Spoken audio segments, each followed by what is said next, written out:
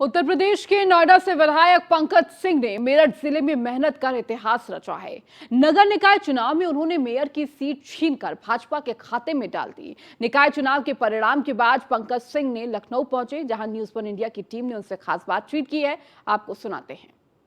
इस बार निकाय चुनाव ने भारतीय जनता पार्टी ने उत्तर प्रदेश में अगर देखा जाए ऐतिहासिक जीत दर्ज की है। साथ ही साथ उन सीटों पर भी उसका कब्जा हुआ है जो कभी किसी ने कल्पना नहीं की थी कि ये सीटें भी भारतीय जनता पार्टी के खाते में आएंगी। मेरठ भी उसी में से एक है जहां पर समाजवादी पार्टी का कब्जा था और ऐसी उम्मीद लोगों को बहुत कम थी कि मेरठ जैसी सीट पर भी भारतीय जनता पार्टी अपना परचम लहराएगी।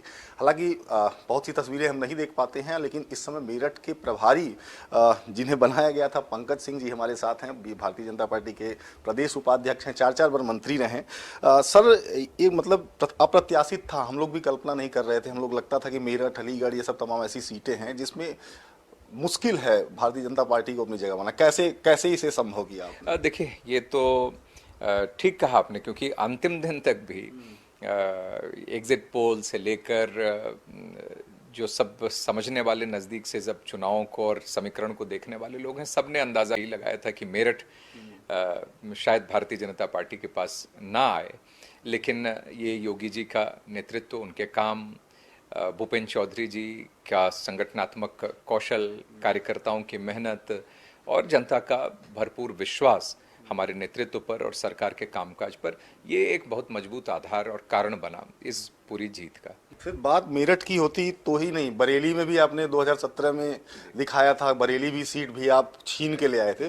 तो मतलब जैसे इस समय एक जनरल परसेप्शन बना हुआ कि आपके वहां जाने से बहुत सारी चीज़ों का में बदलाव हुआ, संगठन ने काम किया, बाकी काम किया, सरकार ने काम किया, लेकिन ऐसी कुछ कोई ना कोई रणनीति तो आपके अंदर ही अंदर रही होगी ना, कि जिसकी वजह से वहाँ के कार्यकर्ता और तमाम लोग एक साथ जुड़े और ये रिजल्ट आया। देखिए, मैं मानता हूँ कि बरेली भी 10 साल से हम भाजपा के पास नहीं थी, लेकिन उसके बाद हम लोग जीते। मेरठ भी पिछली बार नहीं थी, इस बार भाजपा के खाते में गई है। लेकिन फिर भी मैं मानता हूं कि किसी प्रभारी के सिर्फ वहां जाने से बहुत बड़ा कोई 15-20 दिन, 1 महीने, 2 महीने में कोई बहुत बड़ा अंतर नहीं ला पाता है। 2024 का भी लोकसभा चुनाव, अब तैयारियां शुरू ही हो रही हैं। और अगर पूर्वी उत्तर प्रदेश में देखें, गोरखपुर में भी रहे हैं, यहाँ प्रभारी रहे हैं, बड़ा मतलब अच्छा प्रदर्शन वहाँ नगर पंचायत और नगर पालिका सीटों में पार्टी का नहीं रहा है।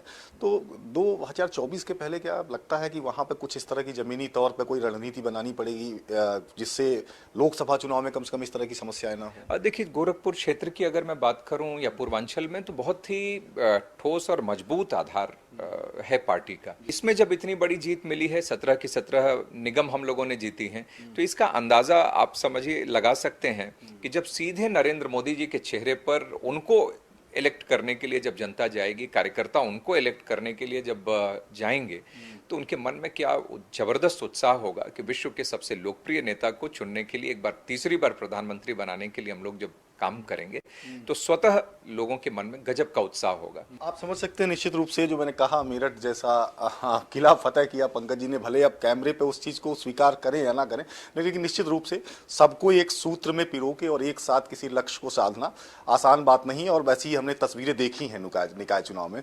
लखनऊ से कैमरामैन अमित साहनी के साथ Manish Pandey, news one India. इस बार